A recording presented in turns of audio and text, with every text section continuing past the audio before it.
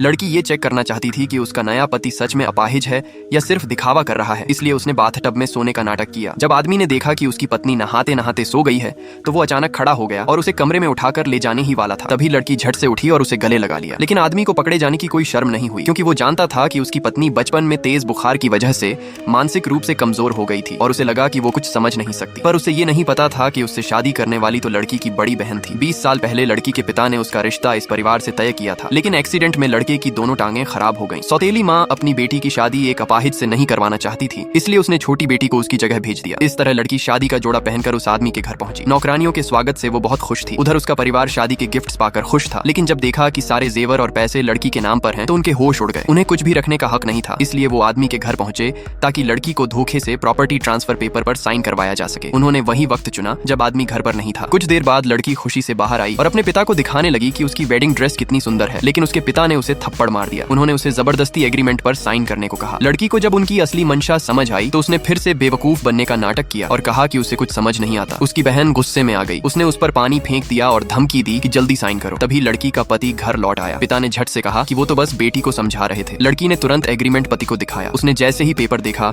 वो गुस्से से भर गया और अपने असिस्टेंट को कहा कि शादी के सारे गिफ्ट्स वापस लिए जाएं और लड़की की हिफाजत में रखे जाएं। साथ ही लड़की के परिवार को सख्त चेतावनी दी, अब कभी इस घर के आसपास भी मत दिखना।